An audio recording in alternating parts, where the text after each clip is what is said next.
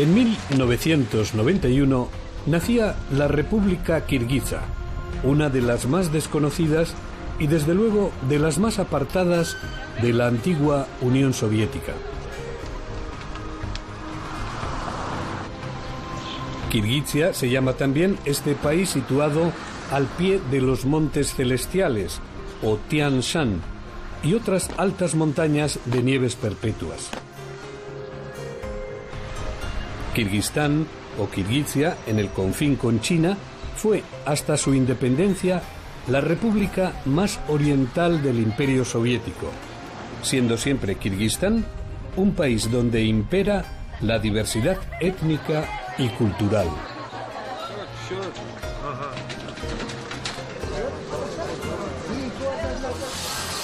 De hecho, Kirguistán, con su mayor crisol aquí en Bishkek, tiene hasta 130 nacionalidades. En primer lugar, hay un 61% de kirguises que constituyen la mayoría, pero con un significativo 15% de rusos y sus mezclas, más un 14% de uzbecos y un 1,5% de ucranianos, y pequeños porcentajes de tártaros, dunganes, uigures, tayikos, kazajos y otros.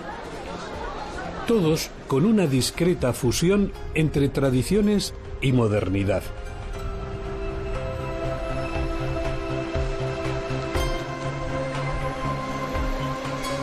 La capital de Kirguistán, un país con casi 5 millones de habitantes, se llama Bishkek. Bishkek ya es una ciudad con en torno a 2 millones de habitantes, lo que supone que dentro de poco ya albergará a la mitad de la población del país. El crecimiento de Bishkek ha sido vertiginoso. En 1990 tenía 700.000 habitantes. Entró en el siglo XXI con 1 millón y dobló esa cifra en 6 años. Bishkek es una ciudad donde es fuerte la huella soviética, sobre todo en los edificios. Kirguistán es la única de las antiguas repúblicas soviéticas de Asia Central que tiene en su capital, es decir, aquí en Bishkek, una estatua en homenaje a Vladimir Ilich Lenin. Eso marca aún el aspecto de la capital. Tiene amplias avenidas diseñadas por los generosos urbanistas soviéticos que nunca se congestionan de tráfico. Pero la vida continúa en Bishkek después de 1991, su año de la independencia tras la caída de la URSS. En el mismo centro de Bishkek, la capital, encontramos la llama perpetua en este monumento que conmemora la Pobeda, es decir, la victoria de los soviéticos sobre los alemanes en 1945. En la Segunda Guerra Mundial murieron no solo muchos soldados rusos, sino kirguises. El 9 de mayo de 1945, la derrota del nazismo, fue una fecha para el orgullo. Y hoy es un lugar que no dejan de visitar los recién casados. Es el caso de esta pareja, ella kirguisa con raíces rusas y él coreano de padres que emigraron aquí en los años 50.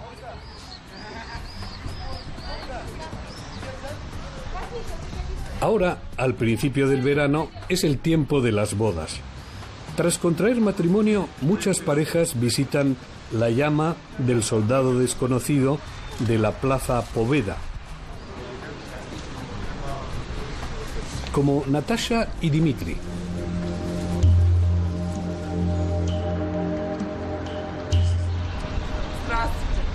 сегодня пришли сюда для того, чтобы возложить цветы на памятник вечного огня. Мы сегодня соединили наши брачные узы в союзе и хотим прожить долго-долго. Мы очень любим друг друга. Ну, у нас традиция приходить и Огонь вечный. сложить. La tradición es también soltar 2 palomas blancas.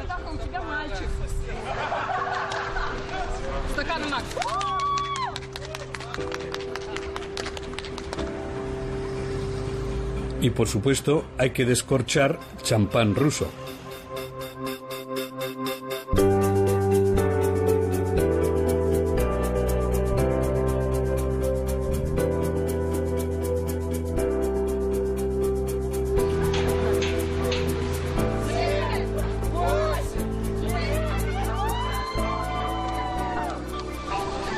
En esta época, en varios lugares de la capital, ponen yurtas de fieltro que sirven como bares de kumís. El kumís es leche de yegua fermentada, y si lo está mucho se le llama vodka de leche. El que bebe kumís vive 100 años, dicen aquí.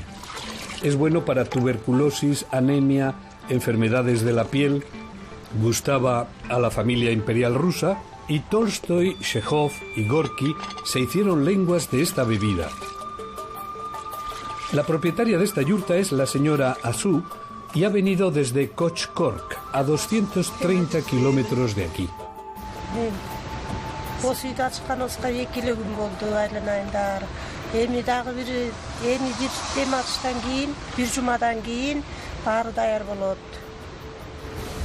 Asu va a trabajar aquí con su hija. Менин атым Индира. Биз боз үйдө 2 күн болду тургузганыбызга, тиккенибизге. Биякта кыргыздын улуттук боз үйү. Bishkek significa en kirguís palo para batir kumís, pero Bishkek no se llamó siempre así. Hasta 1991, esta ciudad, Bishkek, se llamaba Frunze. Frunze era el general del Ejército Rojo que fundó la ciudad de Bishkek y que llegó a ser comisario de guerra. Han hecho un museo sobre la propia casa donde nació Frunze el 2 de febrero de 1885. Aquí muestran los muebles y pertenencias de Mikhail Vasilievich Frunze, en cuyo honor en 1926 se llamó Frunze a esta ciudad. Frunze fue un revolucionario desde muy joven. Mandó a los guardias rojos que ocuparon el Kremlin zarista en octubre de 1917. Llegó a sustituir a Trotsky como comandante en jefe del ejército y lideró muchas campañas en la Rusia asiática. Este fue su gorro de Astracán en tantas batallas victoriosas. Pero a la muerte de Lenin, Frunze empezó a entrar en desgracia. Escapó de varios accidentes de coche y por fin, en 1925, Stalin mandó que Frunze no saliera del quirófano donde se sometía a una sencilla operación de úlcera de estómago.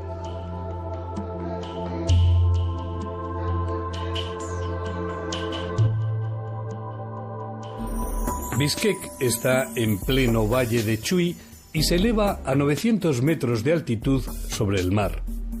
Siempre bien protegida por los montes Alatú, con varias cumbres de 5.000 metros y con nieves perpetuas. No extraña que la temperatura media anual en Bishkek sea de 1 grado bajo cero. Pero todo eso cambia cuando pasa el invierno y explota el corto e intenso verano de Bishkek.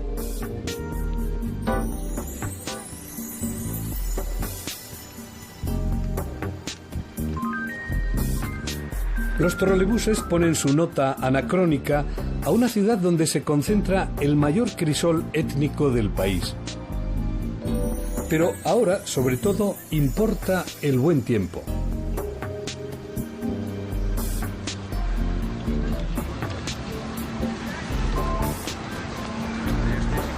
Son las 12 del mediodía de un sábado de primavera, un sábado lleno de sol, aquí en Bishkek, la capital de Kirguistán.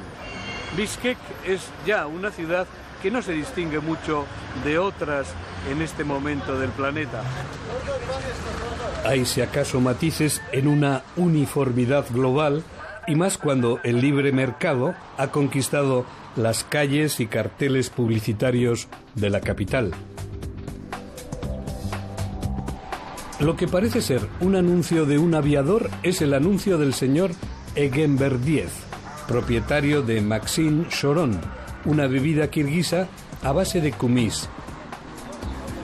Su eslogan es: que tenga usted larga vida.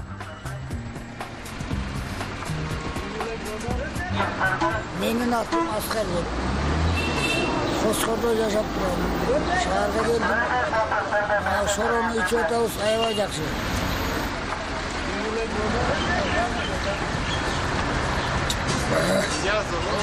Ne zavut asker. Şunu kaçıyor. El Maxim Shoron se comercializa desde 1992, pero fue en 1987 cuando a Atabildi Egenberdiev le vino la idea de aligerar y conservar, pasteurizar la leche de yegua para hacer un refresco barato y popular. Hay que aprovechar el buen tiempo y las fuentes y estanques de los jardines públicos atraen como si fuesen oasis o espejismos de mares que aquí en Asia Central parecen más lejanos que en ninguna otra parte. Y hay que ir de compras, lo que en Bishkek suele ser sinónimo de los grandes almacenes Zoom. Hay de todo lo que brilla de los tiempos modernos y consumistas, y la escalera mecánica, sin llegar a la escala de Jacob, representa un largo viaje al mundo de los deseos.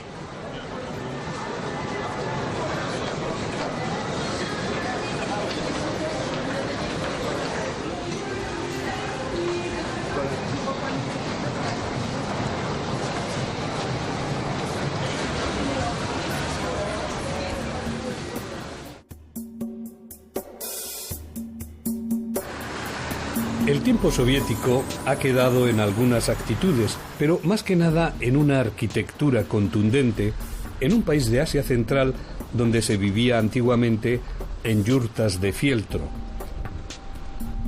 Hoy las usan en Bishkek como adorno. Pero la era soviética no ha dejado solo pesados edificios, sino la elegante ópera.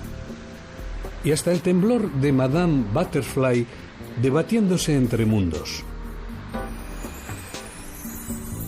No faltan palacios de exposiciones como este, dedicado hoy a mostrar el ingenio de los kirguises en todo lo que se refiere a textiles.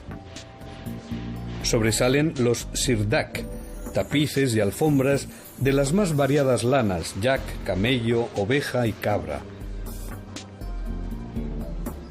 Y los fantásticos tapices de terciopelo de Osh. Y la peculiar moda kirguisa, siempre muy atenta a la tradición y en la que destacan de forma primordial los sombreros. Здравствуйте, меня зовут Женя. Форма занимается изготовлением этой одежды. Головной убор или чек, которые носили женщины, выходя замуж, наматывали несколько слоев, очень много слоев. Вот этот головной убор, это южный головной убор, но он как бы декорирован кисточками, и он немножко отличается по форме. Turbantes, elechek, keptakia, tantos modelos. En realidad Kirguistán es el país de los sombreros. Hay shokuls, gorros como cascos. Los más altos llegan a 30 centímetros de alto. A veces les ponen plumas de águila o de búho contra los malos espíritus. Ha habido y hay diferencia de sombreros y turbantes según las tribus kirguisas. kipak, mungus, adigine, pero siempre dominando los kalpak, sombreros blancos. Dicen que remedan las montañas y que en especial copian la silueta del Khan Tengri. Por eso, el kalpak es un sombrero casi sagrado. No debes matar a un hombre con un kalpak, dice el refrán.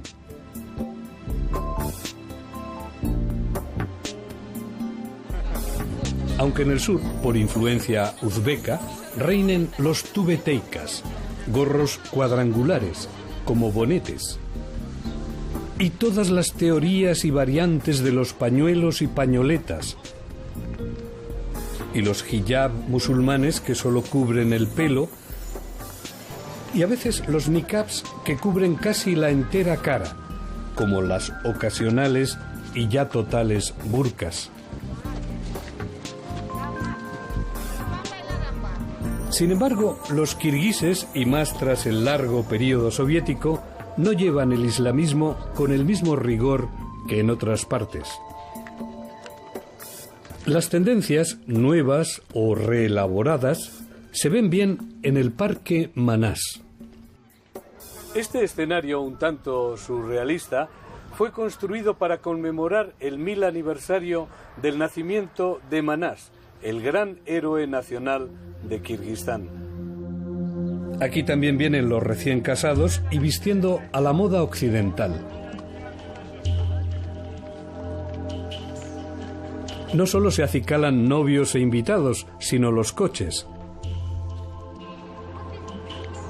Hasta llegar al colmo, la gran limusina nupcial. Y rosa.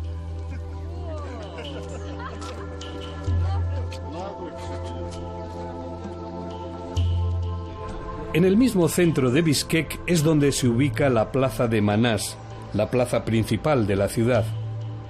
Manás fue el gran héroe del país, legendario, mítico, aunque su historia cada vez se da más por real y va creando una especie de culto civil.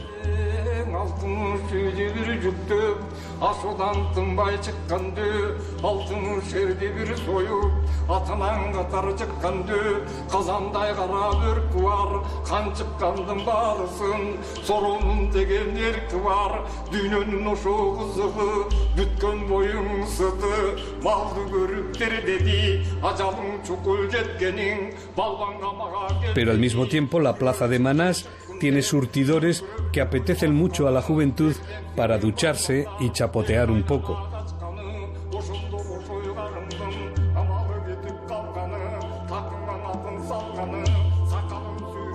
Manás y sus familiares son idealizados como arquetipos de la nación kirguisa pese a su falta de verdad histórica. Lo que prevalece es el carácter de Batur, de héroe. Héroe que es capaz de desafiar las hordas enemigas. O de Cid campeador, aunque Manás iba contra las hordas del sur, del norte, del este y el oeste, mongoles, chinos, calmucos, tantos. Solo Manás podía detener esas invasiones y salvar a los kirguises. El ejército marchando con terrible fragor era mayor que lo que pueden ver los ojos. 4 han sido los grandes manashi, es decir, los cantores, los bardos de las gestas épicas del gran héroe de Kirguistán, es decir, de Manás. Esta es, por ejemplo, la estatua de Sayakbay Karalayev, cantor grande, inmortalizado en piedra como otras figuras, Togolok-Moldo, Sagimbai Orozbakov, entre los bardos más famosos por memorizar el cantar de Manás e ir recitándolo por pueblos y aldeas. Los mejores manashi eran capaces de aprenderse una epopeya como la de Manás, tan larga como el libro hindú Mahabharata y 20 veces más larga que la Odisea de Homero. Y hay manashi de carne y hueso, como Urkas Mambe Talien, que aún puede recitar de memoria miles y miles de versos, y casi sin respirar. La historia de Kirguistán es, en dos palabras, conquista y reconquista, flujo y reflujo, pueblos del este y pueblos del oeste decididos a quedarse en estos valles kirguises hasta que venían otros pueblos más poderosos y los echaban. A 80 kilómetros de Bishkek, una torre del siglo XI es aún lo más lucido de la antigua ciudadela de Balasagun. Antes de los jaránidas, en este fértil valle de Burana vivían los escitas. Los escitas fueron uno de los pueblos de la antigüedad considerados como de entre los más terribles y sanguinarios, según cuenta Heródoto. Escitas, sogdianos, jaránidas, con capital aquí en Balasagun. Flujo y reflujo de pueblos que se decantó en gentes de religión musulmana que ocuparon todo este valle de Samsin. Y aún hoy, la gente kirguisa viene a las ruinas de Burana con mayor unción de la de una simple visita.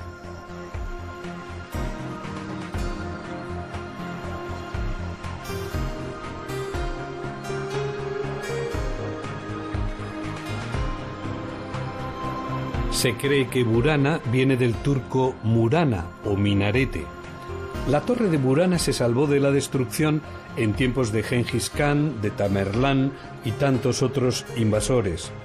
Originalmente tenía 45 metros de altura, pero un terremoto del siglo XV dejó los 25 metros que aún tiene sobre una base octogonal de un diámetro de 9 metros. Sin embargo, lo más sorprendente son las caras de piedra que siembran extrañeza. Estas figuras antropomorfas que marcan las tumbas se llaman balbal. Concretamente aquí, junto a la torre de Burana, existen balbal que van desde el siglo VI al XI. Los principales balbal aún en pie se levantaron a mediados del siglo VI tras el establecimiento del primer kanato turco en Altai, que incorporaba esta parte del Turquestán. Los balbal representaban rústicos retratos en piedra de hombres de armas, eran homenajes al valor de los guerreros y sus caballos, que solían estar enterrados al pie de cada balbal. En el pequeño museo aledaño se encuentra información gráfica de este sitio y de cómo era la torre de Burana antes de su reconstrucción en los años 70 por los arqueólogos soviéticos. También se exponen artefactos y petroglifos, algunos del siglo II a.C., además de cruces nestorianas de los cristianos primitivos y más orientales, los que viajaron por el Turquestán en Asia Central hasta llegar a China. Sin embargo, se cree que las mejores piezas de las excavaciones de Burana, incluidas piezas escitas, acabaron en Moscú y en San Petersburgo.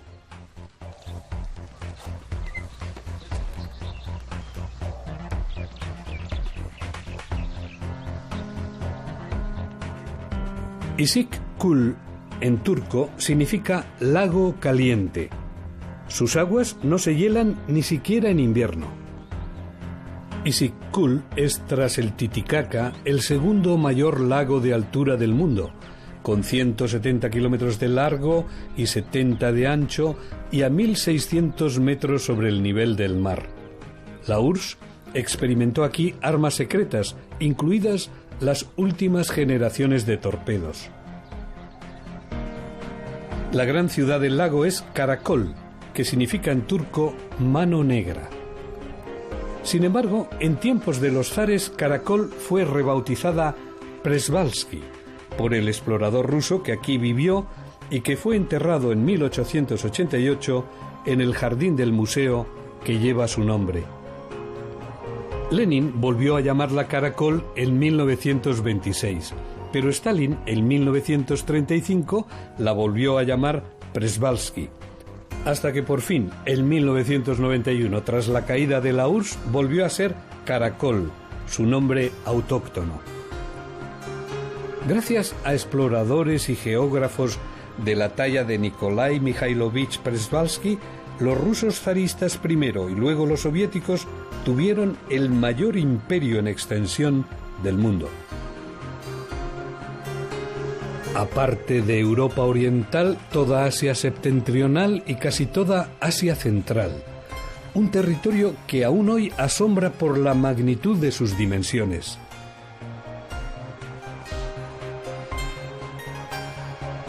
Y buena idea de ello se ve en el Museo de Karakol, dedicado a la memoria de Przewalski. Przewalski nació en Smolensk en 1839 y pronto sintió la pasión viajera que satisfizo alistándose en el ejército zarista. La Sociedad Geográfica Rusa patrocinó una primera expedición al Usuri en 1867-69. Y a eso siguieron los 4 grandes viajes que hizo por Mongolia, China y Tíbet de 1870 a 1873, prólogo de nuevas expediciones por lugares ignotos, por desiertos y cordilleras, incluida la del Himalaya.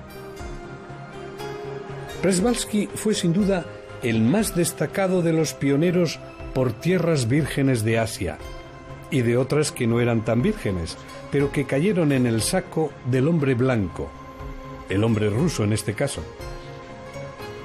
Fue también uno de los primeros europeos en conseguir una audiencia con el Dalai Lama en el Tíbet. Y en Mongolia encontró un pequeño caballo que luego casi se extinguió, el caballo autóctono mongol, el que cabalgaba Gengis Khan y el que hoy es conocido como caballo de Przewalski. En 1888, cuando preparaba su expedición más soñada, como ir de Kirguistán al Tíbet, contrajo el tifus durante una cacería de tigres y murió en Karakol ese año. Hay evidencias de que las orillas del lago Issyk-Kul ya fueron habitadas hace 1000 años. El domingo es el gran día del bazar. Hay un mercado de animales y de todo lo inimaginable.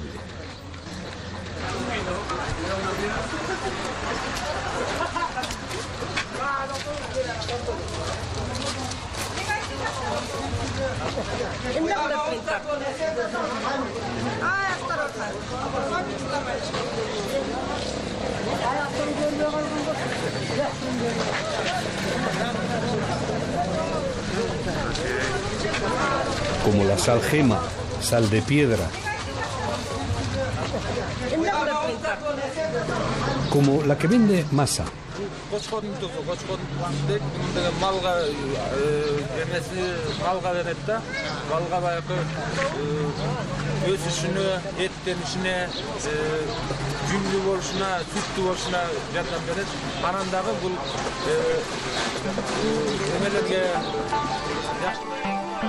Zanahorias a 13 soms. Hoy es un buen día para hacer la compra. Hay puestos como este a medio camino entre los perritos calientes occidentales y los doner kebab orientales.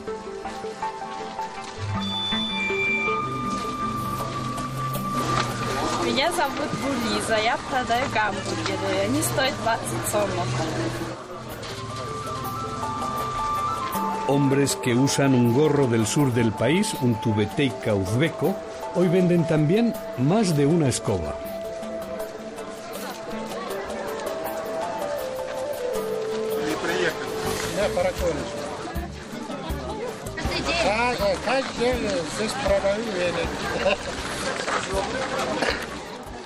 Los ricos panes kirguises se venden solos y en cochecitos de niños. No falta el toque, siempre oriental, de las especias.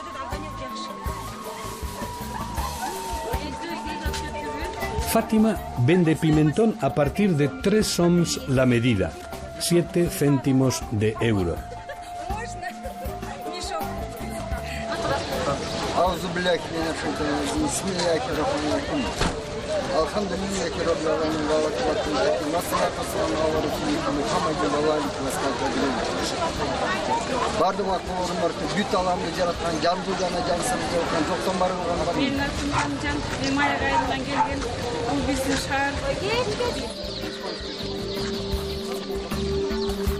Kirguises y rusos son las gentes que predominan en Karakol. Coinciden en apreciar, entre otras cosas, las patas de vaca. Aunque 2/3 del territorio kirguís sean montañas y solo 1/3 tierra cultivable, fue apetecido este país por muchas tribus, escitas, dusun. Ya en el siglo VI y hasta el XII, el país fue dominado por un kanato turco. Luego, desde el siglo XIII al XVI, fue gobernado por pueblos tártaro-mongoles. Después fue parte del kanato uzbeco de Kokán y parte del Imperio ruso y del Imperio soviético hasta 1991. En total, no menos de 80 nacionalidades conviven en el actual Kirguistán. En materia de fe, Karakol también es un mosaico, y lo demuestra esta mezquita, la Dungan, acabada de construir en 1910. Parece una pagoda de colores vivos con motivos florales y animales míticos, pero es una mezquita funcionante. Mohamed Rustan es el viceimán de la mezquita Dungan. Los Dungan ya no hablan chino, sino kirguís, y rezan en árabe. Esa es su originalidad.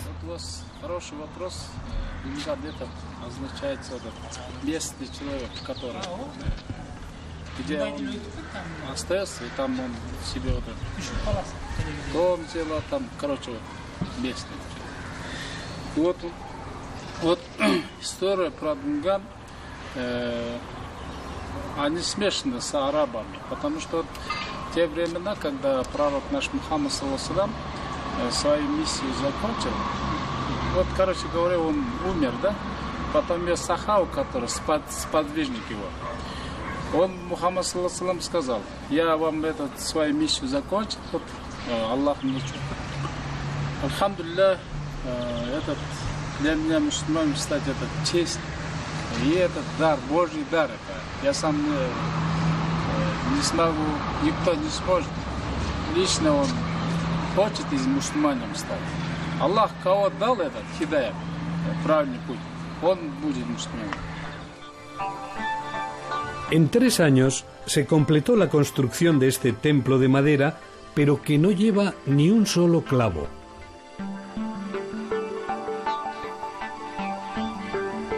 Es la mezquita que sirve a la comunidad Dungan, es decir, a los musulmanes de Karakol, pero cuyos ancestros vinieron del Turquestán chino.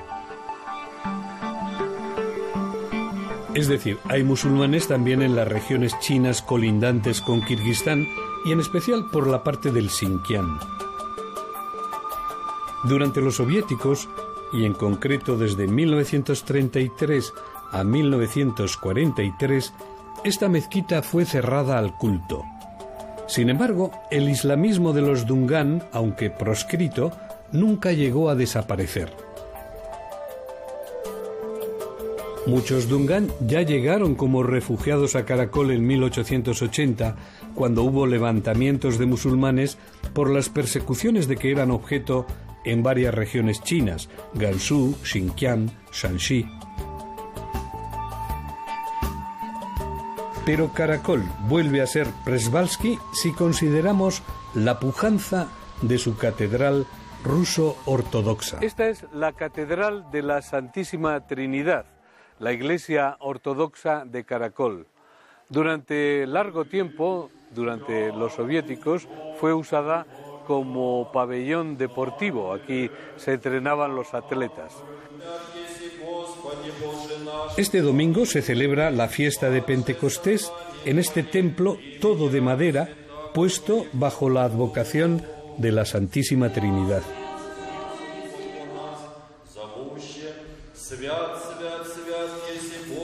Para la solemne ocasión, alfombran el suelo con hojas de pino.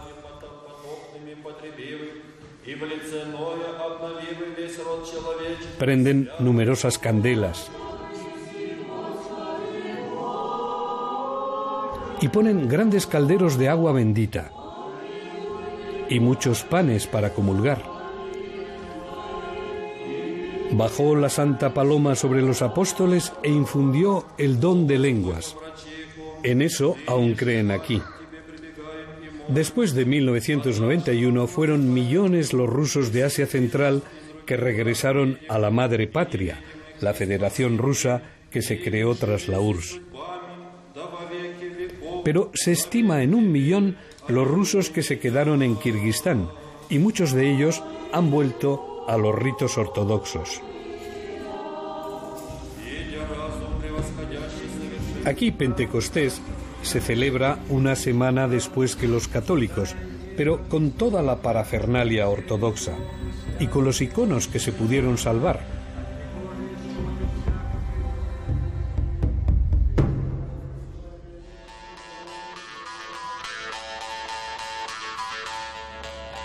Los antiguos chinos llamaron a las grandes sierras de Kirguistán Tian Shan, el país de las montañas celestiales. Una sucesión de valles y montes con nieves perpetuas es lo que vemos en nuestro viaje al sur.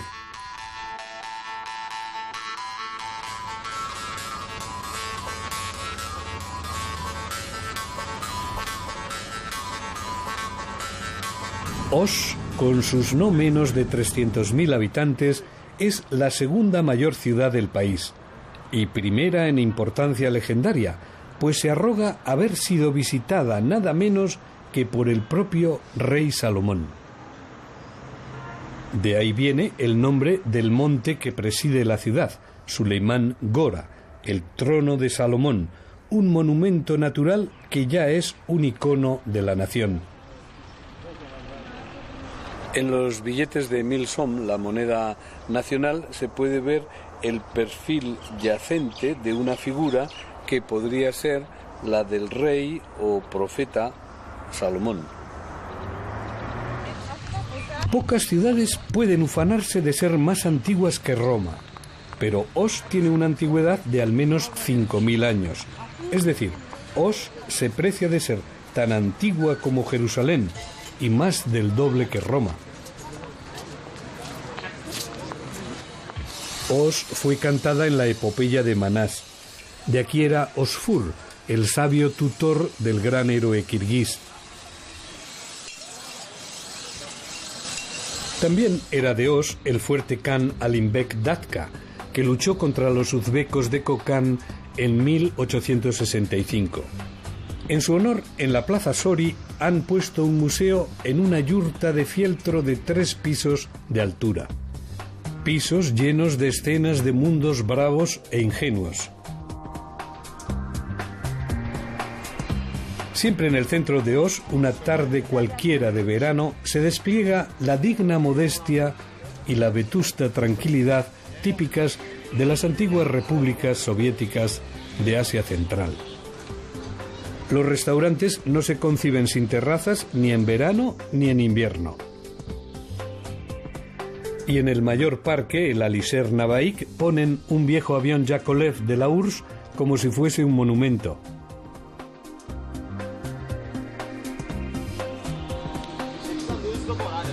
Una señora de Caracuya usa las cartas de póker para adivinar el porvenir. Y hay chaikana, casas de té, algo más que un bar en esta cultura. No perdonan venir aquí todos los días los hombres, jubilados o no. Son además sede de las Makala, sociedades de ayuda mutua por gremios, armeros, talabarteros, sociedades muy arraigadas en la sociedad de Osh y que no pudieron ser abolidas durante la URSS. Sin embargo, en Osh se alza la que tal vez sea la mayor estatua de Lenin en la antigua URSS. La ciudad de Salomón no ha quitado a Lenin frente al ayuntamiento de la ciudad. Las fuentes públicas de Osh tienen poca agua, pero es suficiente para que los niños se den un chapuzón. Hoy, como ayer, el epicentro de la ciudad y también su vientre es el Gran Bazar. Es el mayor del Valle de Fergana y uno de los mayores de toda Asia Central.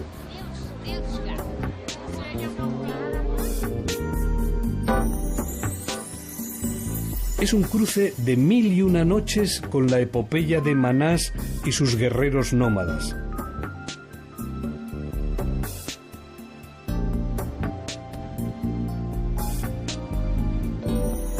Otro encuentro de Oriente y Occidente.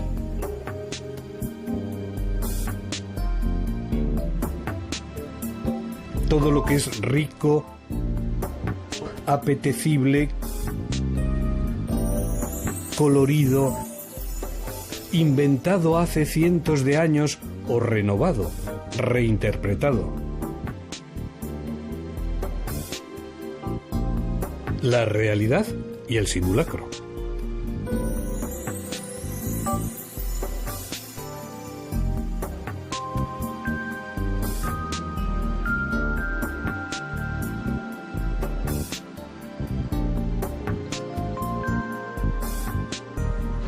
Uzbekistán dista de Osh apenas 10 kilómetros. La influencia uzbeca es notable en todo este valle de Fergana, en el idioma, en la cultura y en los sombreros. Osh es desde luego la ciudad de los Tubeteika, los blanquinegros bonetes uzbecos. Y de todas las fantasías y formas que se pueden llevar en la cabeza, hombres y mujeres. Вот как вам? Здравствуйте, вот, привет делает, да вот.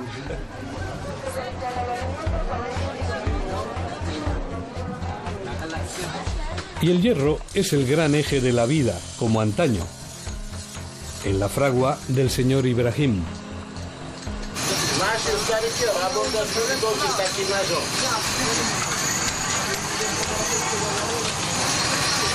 Очень хороший ножик получается. Этим ножом можно мясо, все можно делать. Очень хороший ножик получается.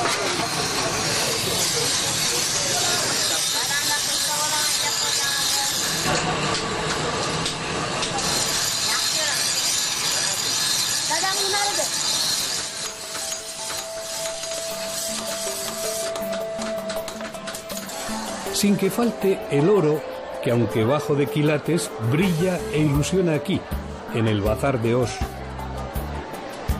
Es un mercado de oro en manos de las mujeres de Osh. Joyas al alcance de la mano, oro a pedir de boca.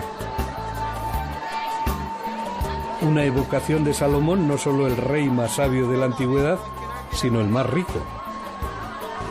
Un rey que se surtía de las minas más misteriosas, aunque ninguna tan lejana, se supone, como las de Kirguistán. Pero el epicentro de la ciudad es un monte pelado de 130 metros de altitud sobre el nivel de un lejano mar. Todos los días, aquí en Suleiman Tog, el monte o trono de Salomón, vienen muchos peregrinos a rendir homenaje a quien consideran su profeta. Por ejemplo, estas mujeres están haciendo una especie de picnic al pie del monte antes de empezar la ascensión. Para coger fuerzas no ha de faltar el buen pan de Osh, ni las guindas.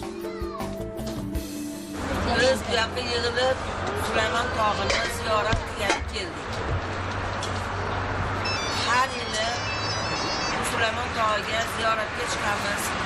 Shu yerda Qur'on tilovatlar o'qiymiz. La ilaha illalloh Muhammad Rasululloh degan qullar qatorida hammani, jumla ahli mo'minlarni aziz mukarram qilsin, qatori bizlarni ham hamisha aziz va mukarram qilsin. Allohu akbar. Ar-Rahmanir Rahim. Luego, estas mujeres emprenden una lectura de su libro sagrado, el Corán. Según la leyenda, una noche Dios hizo que el rey Salomón volara hasta este monte. Sea como fuere, desde el siglo VI hubo judíos en la Kirguizia, y a partir del siglo VIII de nuestra era fue corriente la estrella de David en las ornamentaciones de Kirguistán. A principios del siglo XX llegó a haber hasta un 2% de la población de origen judío. Hacia la mitad del trono de Salomón se abre en la propia roca un museo singular, cultural e histórico, y concebido durante la URSS. El islamismo, que entró en el país tardíamente, hacia el siglo IX, al final se impuso. De todos modos, aquí se recorren las diversas civilizaciones que han pasado por Osh.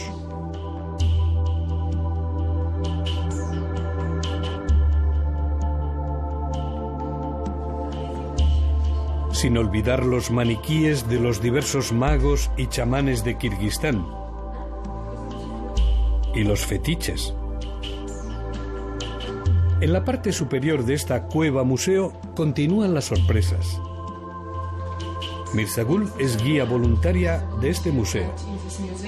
As you see, here you see the totemic animals. It means that our ancient ancestors believed that animals. And here we have the same the names of most tribes took their names from animals. For example, Sarbagish Bugu is the names of wild sheep. And here, as an example, you see the snow there. Dentro del Museo Cultural e Histórico de Osh encontramos esta fantástica cueva natural, pero en la Edad del Bronce era un templo del sol. Eso creen los arqueólogos soviéticos que exploraron la gruta antes de convertirla en un museo. Todavía hay quien considera sagrado este lugar lleno de oquedades. Hay hoy un grupo de mujeres uzbecas de Tashkent visitando este lugar, como la señora Ranahan. Bizi katta ota-bobolarimizni, ota-onalarimizni va Qur'oni Karimlardan eshitishimizga qaraganda bu Osh Pirim aziz shahar bo'lishi kerak ekan, qadimdan. Shunda Tras visitar el museo, continúa la ascensión al trono de Suleimán. Osh fue siempre un centro comercial y una escala importante en la ruta de la seda. Pero Osh se ha convertido en una ciudad de peregrinación de Asia Central gracias a la singularidad de este monte. En un balcón panorámico se hace otra estación o parada.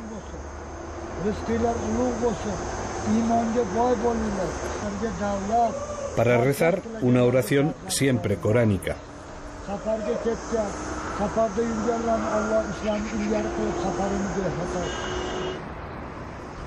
A algunos, el monte Salomón les parece el vientre de una mujer embarazada.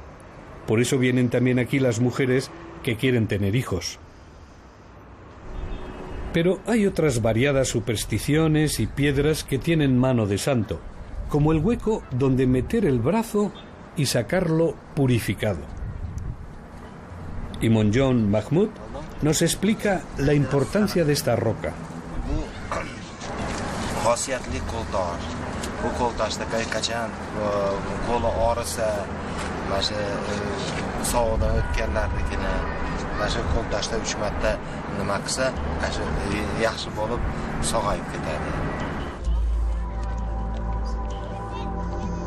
Algo más allá hay una piedra lisa, un tobogán santo.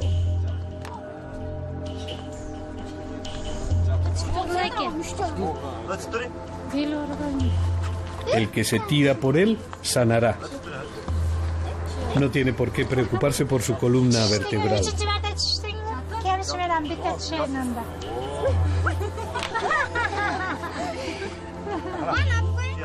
La señora Akimbara lo ha experimentado.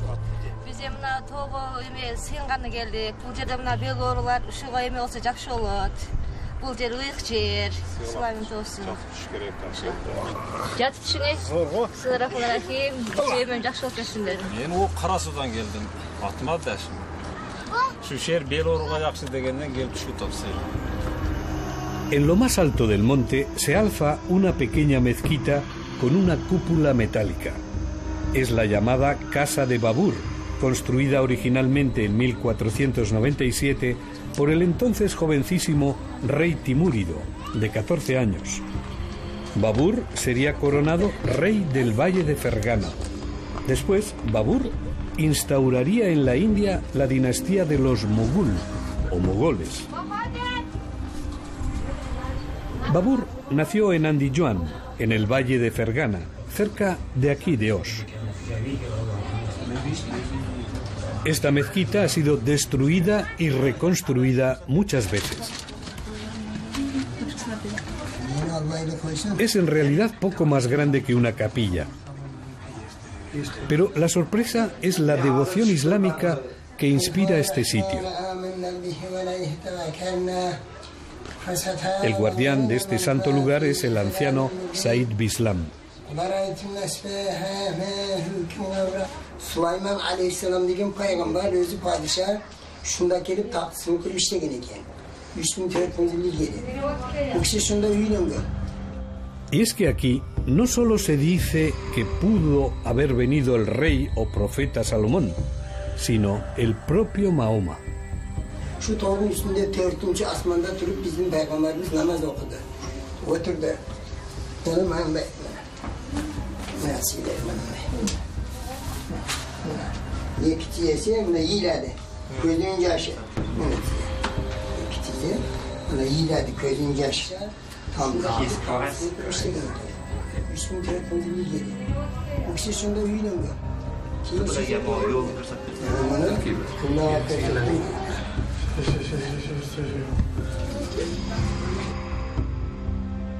Según la leyenda, Mahoma rezó aquí tan intensamente que lloró.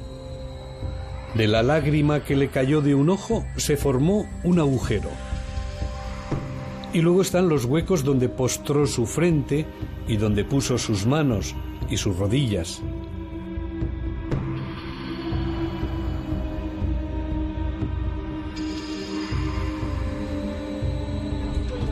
Esta última parada del Monte de Salomón tiene sus puestos de venta de recuerdos.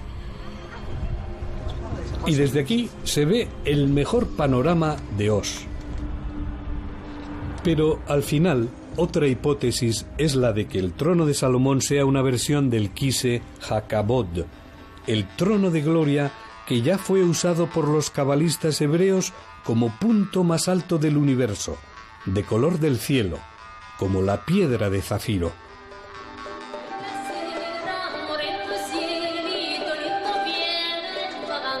Son historias de Osh, como antes lo fueron las historias de Bishkek y de Karakol, tres hermosas ciudades de Kirguistán.